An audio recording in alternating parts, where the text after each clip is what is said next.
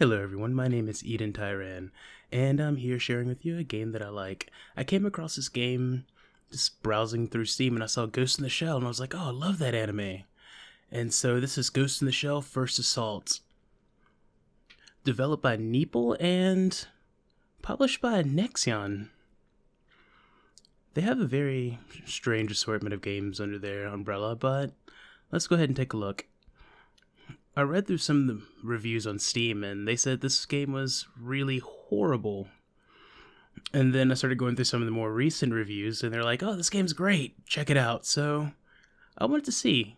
Well, mostly because I love Ghost in the Shell. And it's a free-to-play game, so I was like, why not? So let's first get a look at what you're going to be looking at in terms of money. Since this is a free-to-play game, how are they going to charge you? Well, you're going to have two types of currency. Down here at the bottom, you're going to see GP. GP is earned by playing matches and through chests and vouchers, as well as NX. Down here, this is your paid currency. All of your in-game items are going to be bought with GP, including guns and also your weapon attachments and upgrades.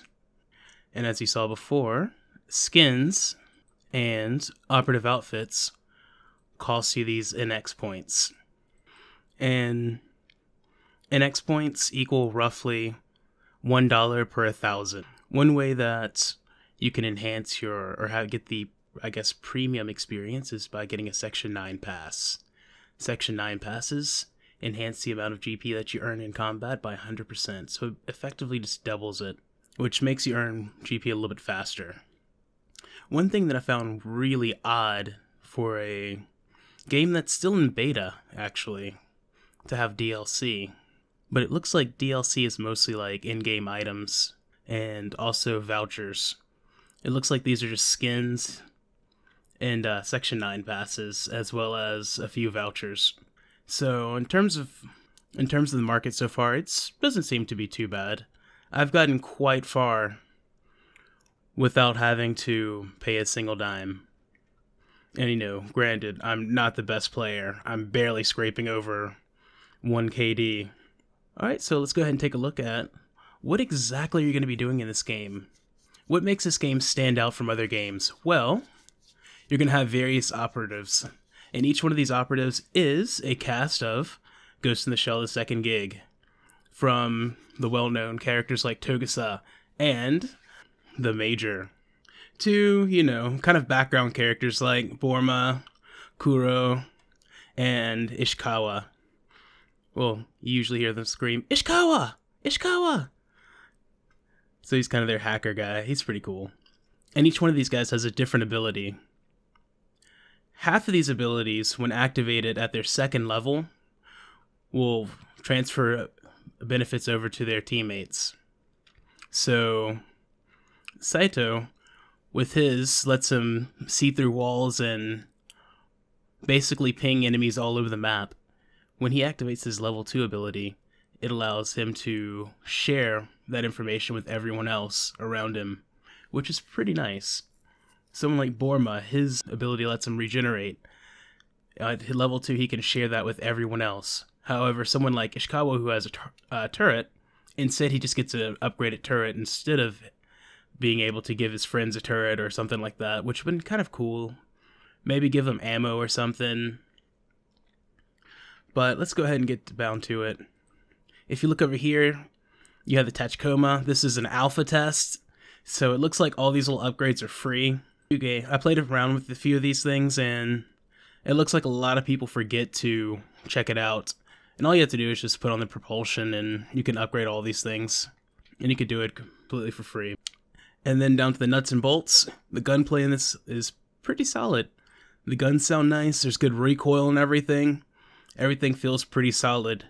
You have to unlock your guns. You buy them in the marketplace for your GP. And then as you play with them, you can unlock different abilities. Or not abilities. Sorry. I've been playing way too much Overwatch lately. But instead, you unlock different pieces that you can add on. You can have your aim assist, which isn't an actual aim assist. It's just like your laser. For people like me who don't play a lot of military shooters. I thought it was like, oh, cool, you know, maybe it's like a little thing that'll help me get an extra edge. No, it doesn't do that. It's just like a little laser, but it does give you stats on your gun.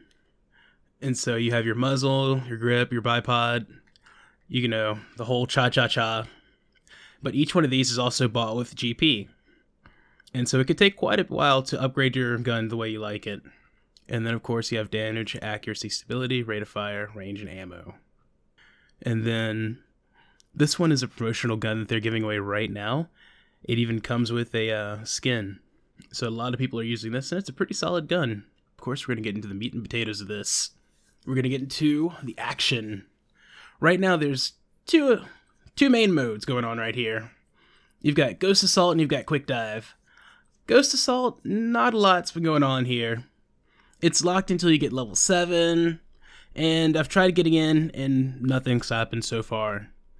So I'm guessing not a lot of people are playing it. However, it seems that all the action's situated in Quick Dive right now. When you choose Quick Dive, it's going to toss you into a lobby with 3 different choices. We're going to have a choice between Demolition, Team Deathmatch, and Terminal Assaults. Demolition is a very kind of Counter-Strike-esque, plant the bomb, defend it, you only have 1 life to live kind of mode. It's pretty nice, but when you have that on a rotation with something like Team Deathmatch, it gets a little kind of confusing because you go from one thing to another, and some people have trouble adjusting. You can tell that in the first few rounds sometimes. Then you have Team Deathmatch, which is pretty self-explanatory. 2 teams fight each other, grind to the death. It's pretty fun. It's usually pretty intense action. People are kind of grinding into each other. And then you have the larger maps where it kind of adds a little stealth element to it, where you're kind of tiptoeing around and you're looking for each other. Sometimes you pop up on someone, but in this mode, it seems like the spawn points sometimes get a little bugged, and sometimes you can have the enemy teams just spawning right on top of each other. Or you could have people spawning in right on top of the enemy offensive line.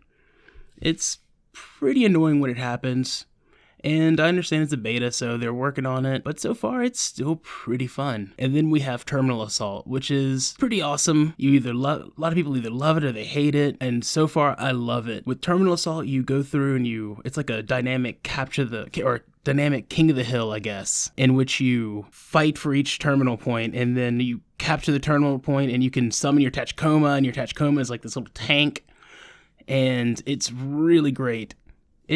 Little Tachikomas have a little bit of flavor to them. You know, there's still that kind of happy, bubbly, like, hey, let's go. Haha. And you can kind of tell who's been really paying attention to the options menu, because some people haven't bothered to upgrade their Tachikoma, and it makes it really weak and kind of a waste. And then you have people who, like me, who've actually upgraded their Tachikoma, and it just snowballs out of control sometimes. But it doesn't really affect the match that much. Believe it or not, the Tachikoma is only one thing and it gets tied up really easily, which is pretty nice. But it can rack up a lot of kills if people just run into it without planning effectively, and it can get your GP up pretty quickly. Overall, I really do enjoy this game. It's good, and so far it's solid. I can't wait to see what they do with the stealth missions a little bit later on down the line, and maybe they're gonna flesh out the Tachikomas, but right now this game is definitely worth checking out. It's definitely worth getting in on the ground floor, maybe getting in some suggestions to the developer, because they seem to be paying attention to the community, and I like that. This game has a lot of potential, and it's got a nice little dusting of Ghost in the Shell flavor, which goes a long way with me. Like I said, I love Ghost in the Shell. It was one of my first animes, and it's still one of my favorite animes. But anyway, thanks for watching. If you like the video, I guess just like it or maybe subscribe. Whatever the cool kids say. And if you have any constructive comments or any kind of criticism, just leave it below. Or if you want to hook up and play Ghost in the Shell a little bit, leave your address. Not at your address, that'd be kind of creepy. Leave your address and I'll come play at your house. But no, really, just maybe your gamer tag or something. Alright, have a great day, guys. Did I just say guys? I meant Have a great day, everyone.